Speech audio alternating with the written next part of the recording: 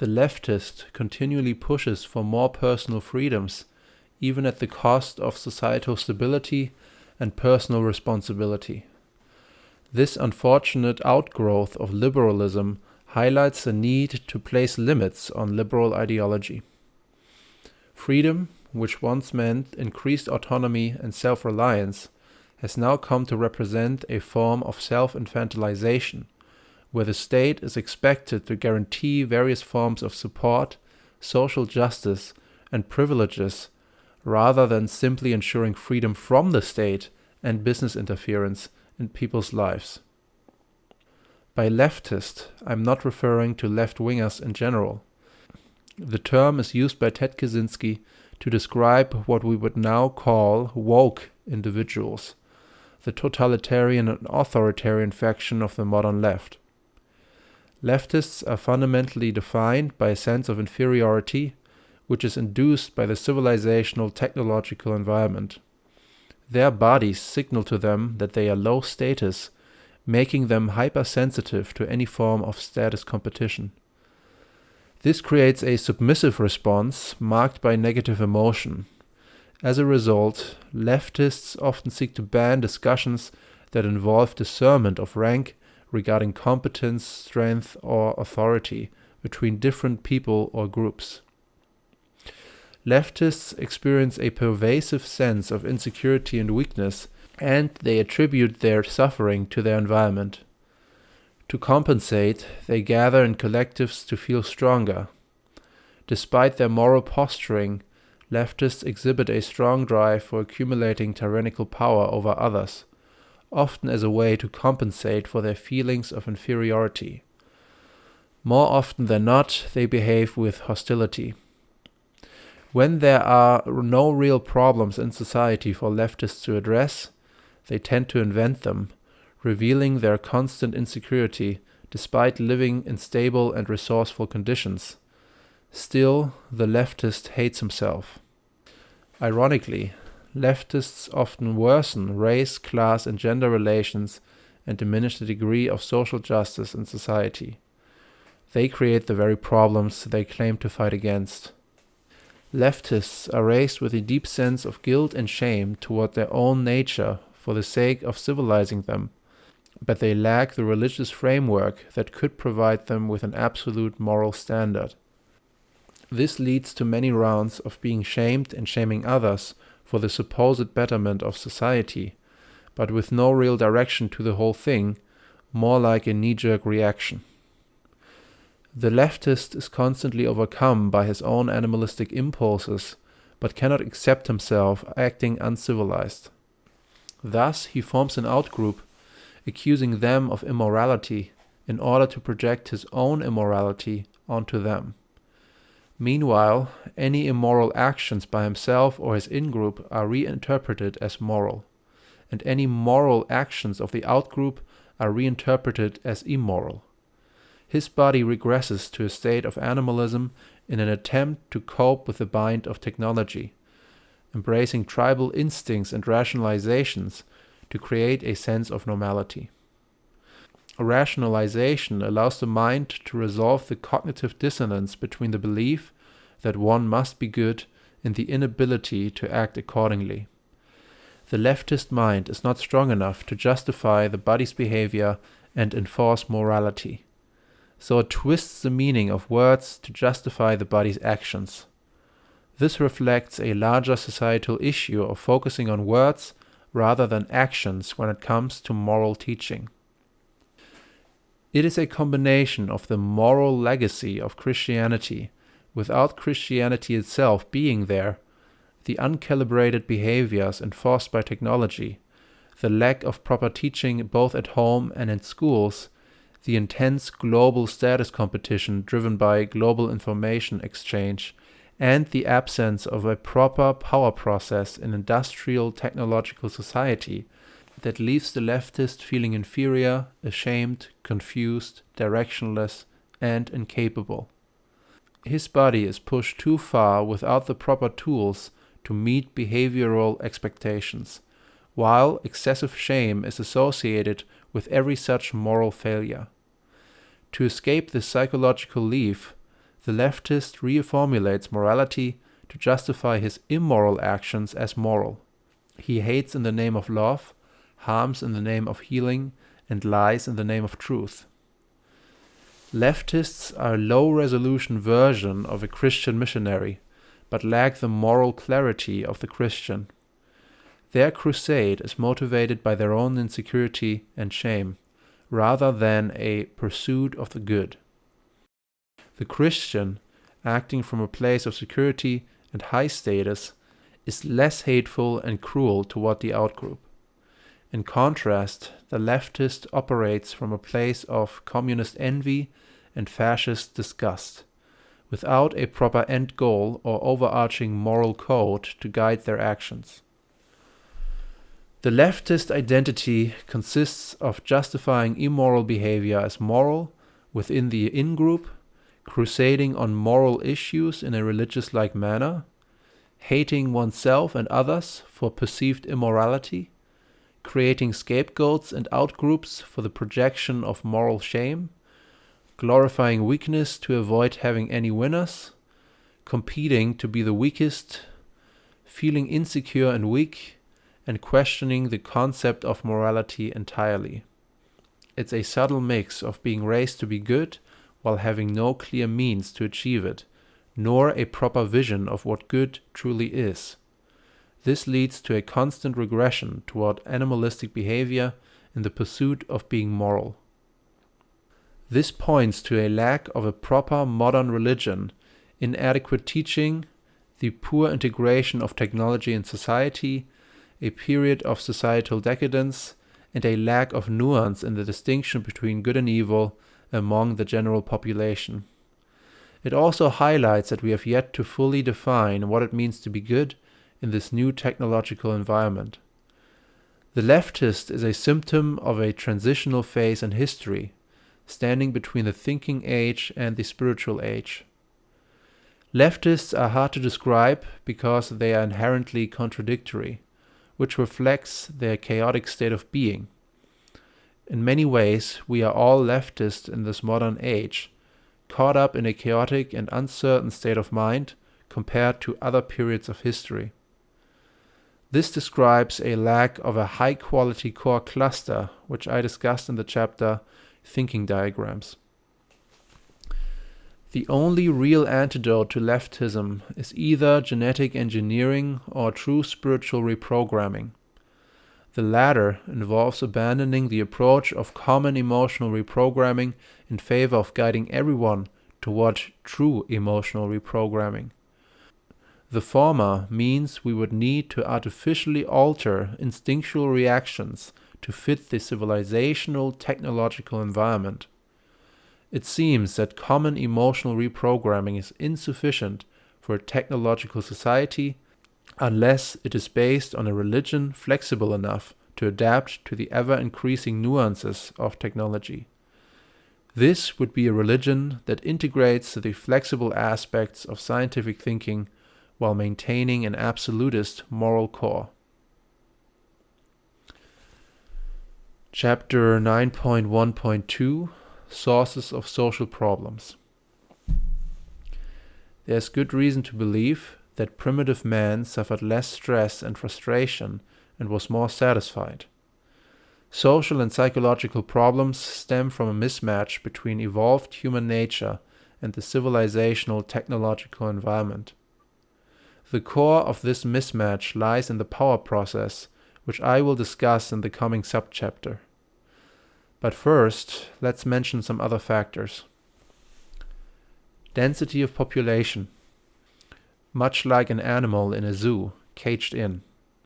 Simultaneously, individuals have more means at their disposal to disrupt peace and quiet in their surroundings. Think motorcycles or lawnmowers, for example. These loud, obnoxious noises, which in some areas occur almost constantly, were never part of our natural environment. Isolation from nature. In primitive society, the natural world provided a stable framework that aligned with our body's instincts. Today, human societies dominate the natural landscape, and for most people, there is little understanding of what a natural environment truly feels or looks like. The artificial environment, unlike the natural one, offers no stability and is constantly changing, leaving no time for our bodies to adapt. Breakdown of traditional values. Modern technological and economic growth is tied to the decline of traditional values. These values were optimized for living naturally in small-scale social groups, harmonizing with our genetically intrinsic way of life. This local, small-scale living has been greatly eroded by the overwhelming interconnectedness we experience today. To increase efficiency and accommodate global diversity, we are constantly forced to relocate, making true community impossible. Technology has weakened family bonds and instead demands loyalty to the overarching system, prioritizing its needs over our tribal instincts. It seems that the key drivers of societal development are imposed on people rather than shaped by their needs. The change does not arise from individuals themselves, but from our technological overlords and the sociological system and principle. Chapter 9.1.3 The Power Process. So, what exactly is the power process, and why does its lack make leftists feel disempowered and inferior? It's important to mention that these concepts were directly derived from Ted Kaczynski's manifesto. The power process refers to a person's ability to have agency over their life, whether through genes or ideas.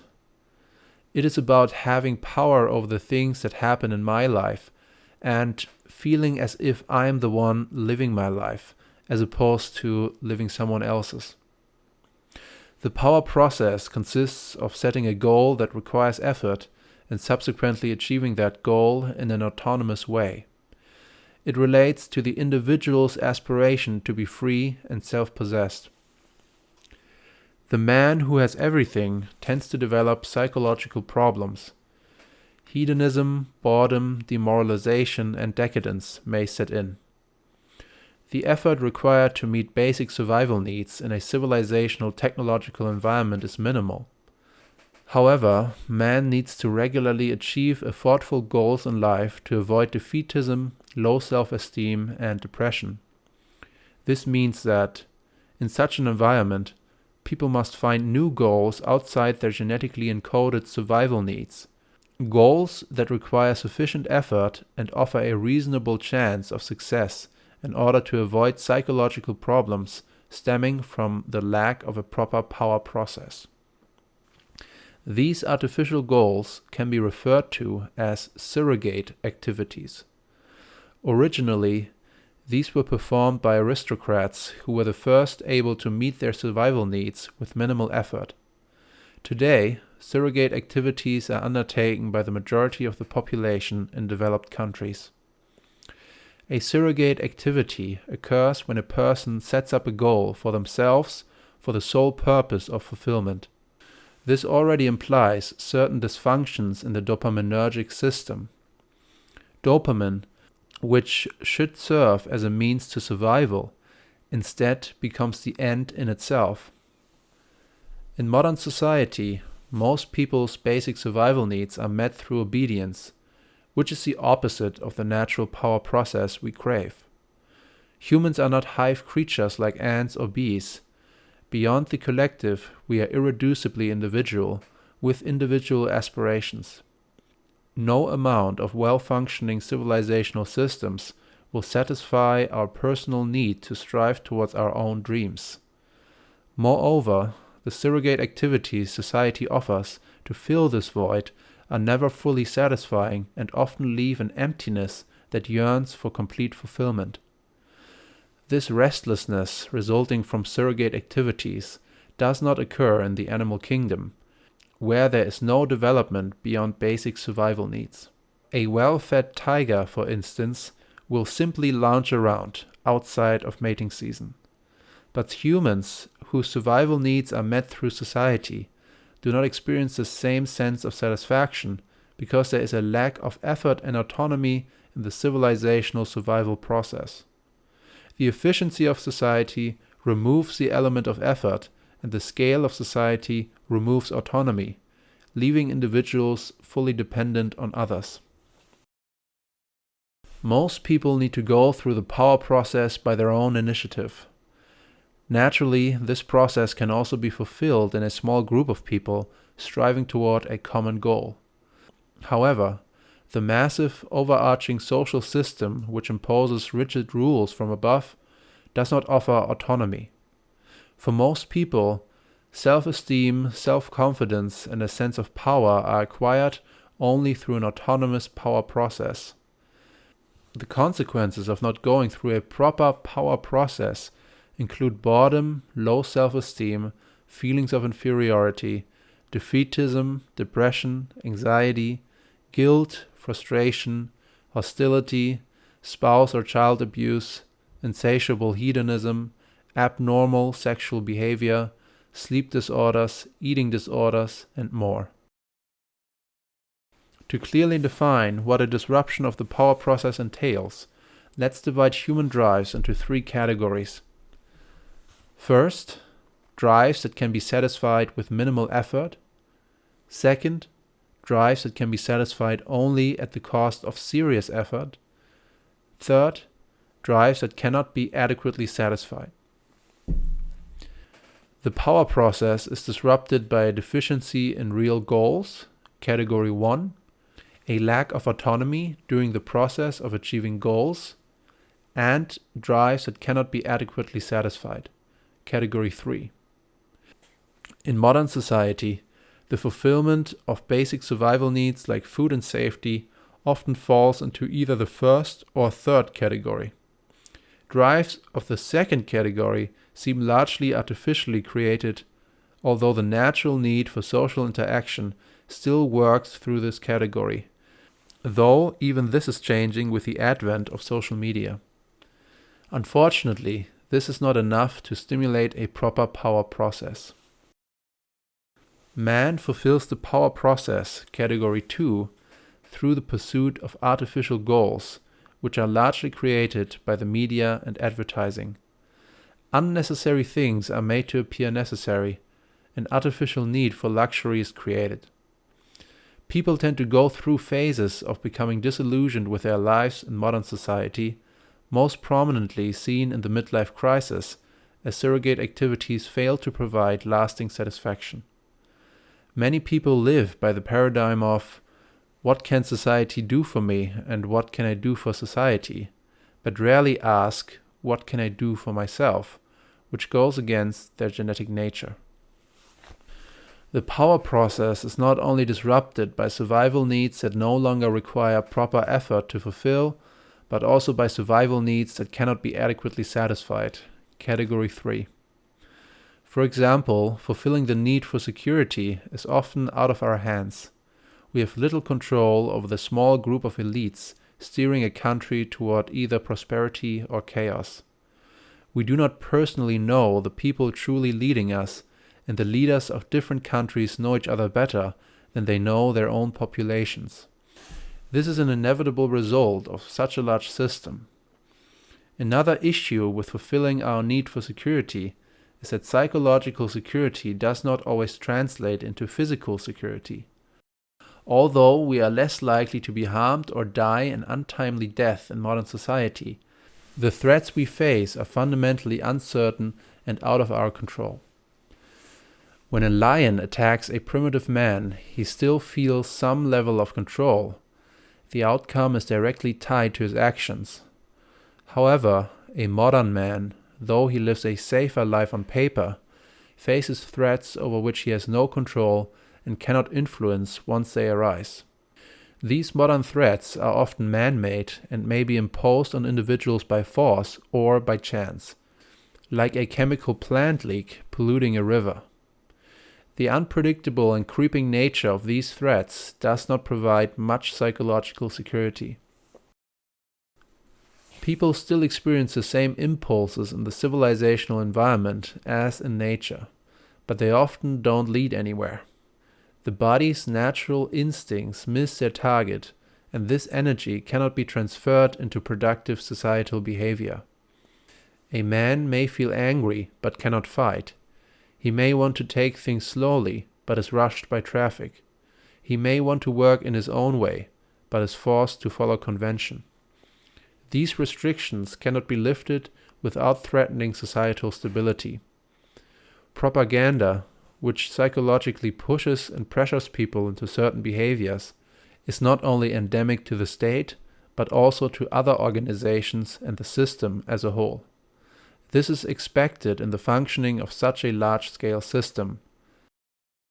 There is also indirect coercion to follow social norms, as there is not enough wild land for everyone to live naturally, even though society technically does not forbid it.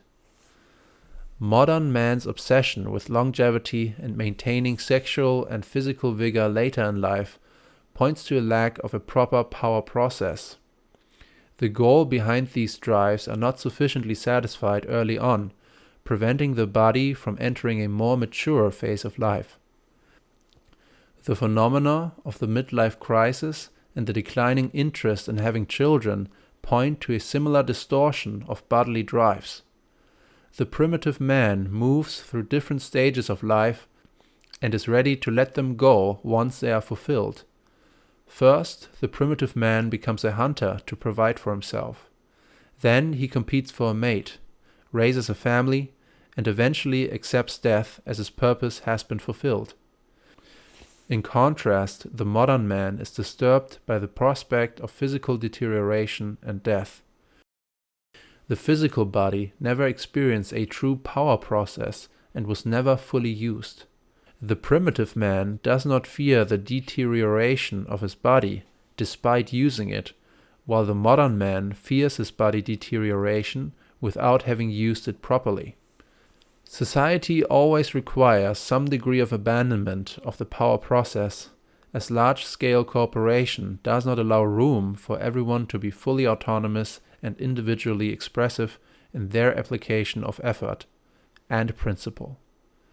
Some get around the lack of power process by either having a low need for a power process to begin with, having an exceptional social drive as to be able to fulfill their power process needs solely through social games, acquiring one shiny material goodie after another, identifying with a large organization or mass movement. This is exploited by religion and other low-quality ideologies like fascism and communism. Performing surrogate activities, having learned from a young age that surrogate activities are very serious and important, even when they aren't. While the majority of people do not have their need for a power process fulfilled.